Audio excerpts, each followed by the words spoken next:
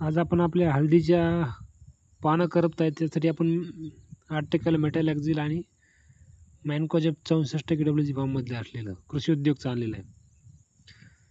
हे एका बकेटीत टाकून याचं एकत्रित मिश्रण करणार आहोत.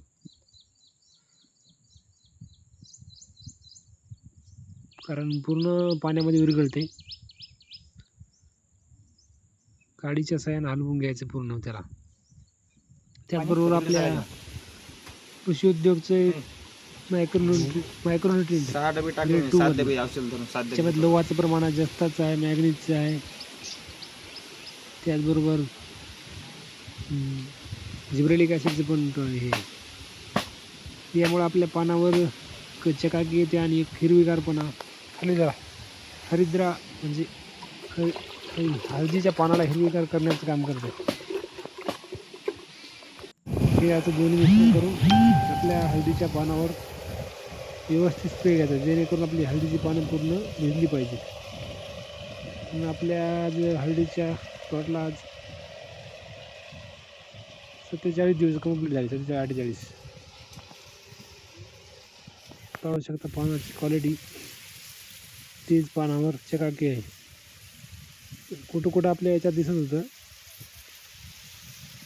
त्यामुळे आपण हे औषध घेतलं. त्याचबरोबर आपण कालिका हे घेतलेलं आहे, जे पानावर छिद्र करणारे आळे आहेत, किडे आहेत, त्यासाठी त्याच्यामध्ये लॅमडा सायक्लोथिन आणि डायमेथॉक्झाम 2 घटक आहेत, जेणेकरून आपल्या पानावर जी आळी आहे तिचंही नियंत्रण होईल आणि करप्याचं पण. करपा म्हणजे सध्या ती बुरशी एक आहे, एक प्रकारची. त्याच्यावर आपण आतमध्ये सोयाबीन आहे आणि सोयाबीन पण आज वाढीस लागले.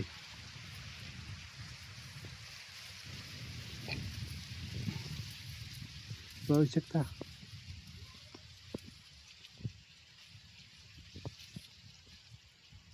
पूर्ण हिरवीगार, कुठं कुठं पिवळी पानं दिसत होती, त्यासाठी आपण मग ते टॉनिक घेतलेलं आहे ग्रेड 2चं.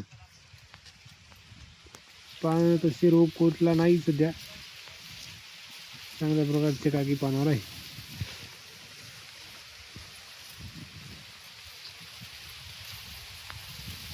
आणि हे आपल्याला वाटतं अशा प्रकारचे पांढरे डाग आहेत ते म्हणजे एक जेव्हा पोंगा असतो त्यावेळेस रस शोषण आळीने किड्याने केलेले असते, त्यामुळे ते पांढरे दिसतात. हे कुठली करपा नाही किंवा बुरशी नाही. असेच नवीन व्हिडिओ पाहण्यासाठी चॅनलला